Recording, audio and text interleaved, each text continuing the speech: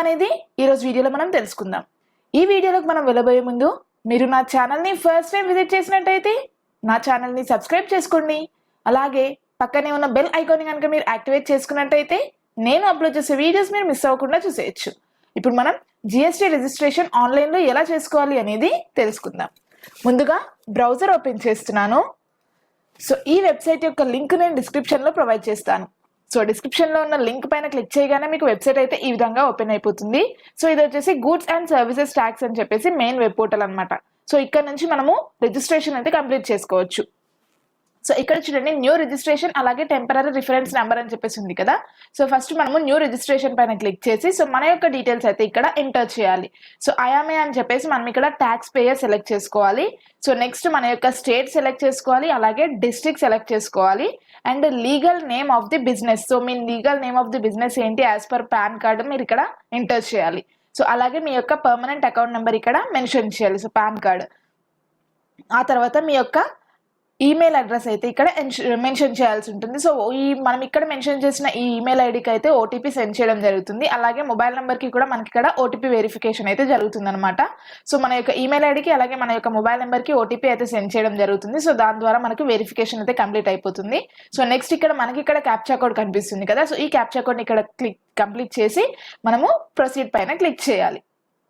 So నేనైతే first ఈ registration details అన్ని ఎంటర్ చేస్తాను. సో చూడండి మన యొక్క డీటెయిల్స్ అన్ని ఎంటర్ చేసి ప్రొసీడ్ పైన క్లిక్ చేయగానే సో నెక్స్ట్ మనకి మన యొక్క మొబైల్ నెంబర్కి అలాగే ఈమెయిల్ ఐడికి ఓటీపీ అయితే సెండ్ చేయడం జరుగుతుంది. సో ఆ ఓటీపీని మనం ఇక్కడ ఎంటర్ చేసి ప్రొసీడ్ పైన క్లిక్ చేయాలి. సో మన యొక్క మొబైల్ నెంబర్కి అలాగే మన యొక్క ఈమెయిల్ ఐడికి వచ్చిన ఓటీపీని ఎంటర్ చేసి ప్రొసీడ్ పైన క్లిక్ చేయగానే చూడండి సో మన యొక్క సబ్మిటెడ్ పార్ట్ ఏ అయితే రిజిస్ట్రేషన్ కంప్లీట్ అయిపోయింది. సో మనకి టెంపరరీ రిఫరెన్స్ నెంబర్ అయితే ఇక్కడ ప్రొవైడ్ చేయడం జరిగింది. సో ఈ రిఫరెన్స్ నెంబర్ మనకి సో 15 days వరకు వ్యాలిడిటీ ఉంటుంది అనమాట. సో ఈ 15 days లో మనము అప్లికేషన్ అయితే కంప్లీట్ చేసుకోవాలి. సో ఈ రిఫరెన్స్ నెంబర్ని అయితే సేవ్ చేసుకొని పెట్టుకోవాలి.